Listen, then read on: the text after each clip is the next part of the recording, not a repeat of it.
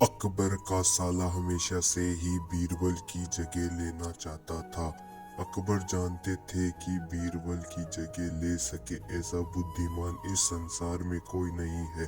फिर भी जोरू के भाई को वह सीधी ना नहीं बोल सकते थे। ऐसा करके वह अपनी लाडली बेगम की बेरुखी मोल नहीं लेना चाहते थे। इसलिए उन्होंने अपने साले साहब को एक कोयले से भरी बोरी दे दी और कहा कि जाओ और इसे हमारे राज्य के सबसे मक्कार लालची सेठ दमड़ीलाल को बेचकर दिखाओ। अगर तुम यह काम कर गए तो तुम्हें बीरबल की जगह वजीर बना दूंगा। अकबर की इस अजीब शर्त को सुनकर साला अचंभे में पड़ गया। वह कोयले की बोरी लेकर चला तो गया, पर उसे पता था कि वह सेठ किसी की बातों में नहीं आने वाला। ऊपर से वह उल्टा उसे ही चूना लगा देगा। हुआ भी यही ऐसा।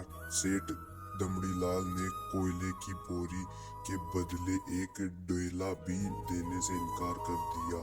साला अपना सा मुंह लेकर महल वापस लौट आया और अपनी हार स्वीकार कर ली।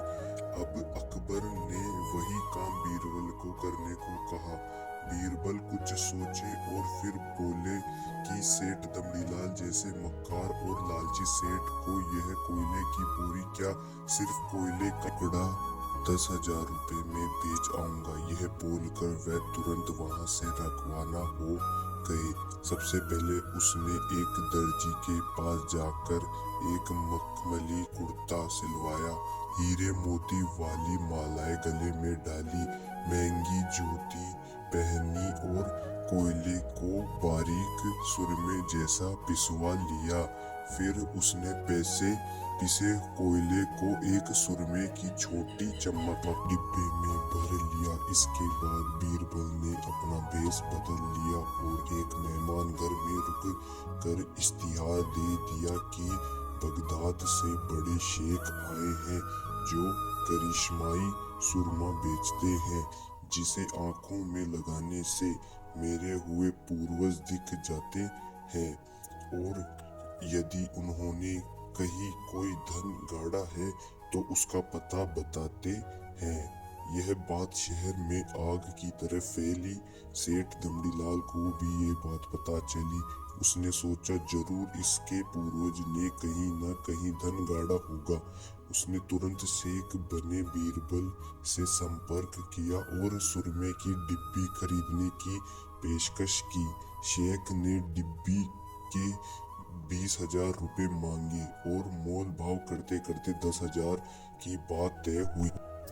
पर सेठ भी होशियार था। उसने कहा मैं अभी तुरंत ये सुरमा लगाऊंगा और अगर मुझे मेरे पूर्वज नहीं दिखे तो मैं पैसे वापस ले लूंगा। बीरबल बोला बिल्कुल आप ऐसा कर सकते हैं। चलिए शहर के चौराहे पर चलिए और वहां इसे जांच लीजिए। सुरमे का चमत्कार देखने के लिए भीड़ इकट्ठा हो गई। तब बीरबल ने ऊंची आवाज में कहा ये सेठ अभी ये चमत्कारी सुरमा लगाएंगे और अगर ये उनकी औलाद है जिन्हें ये अपना माँ बाप समझते हैं तो इन्हें उनके पूर्वज दिखाई देंगे और गड़े धन के बारे में बताएंगे। लेकिन अगर आपके माँ बाप में से किसी ने भी बेईमानी की होगी और आप उनकी औलाद नहीं होंगे तो आपको कुछ भी नहीं देखा। और ऐसा कहते ही बीरबल ने सेठ की आंखों में सुरमा लगा दिया। फिर क्या था, सिर खुजाते हुए सेठ ने आंखें खोली। अब दिखना तो कुछ नहीं था, पर सेठ करे भी तो क्या करे। अपनी इज्जत बचाने के लिए सेठ ने 10,000 बीरबल के हाथ थमा दिए और मुंह फुलाते हुए आगे बढ़ गया। बीरबल फौरन अकबर के पास पहुंचे और रुपए थमाते हुए सारी कहानी सुना दी। अकबर का साला बिना कुछ कहे अपने घर लौट गया और अकबर बीरबल एक दूसरे को देखकर मंद मंद मुस्कुराने लगे। इस किस्से के बाद फिर कभी अकबर ने साले ने बीरबल का स्थान नहीं मांगा।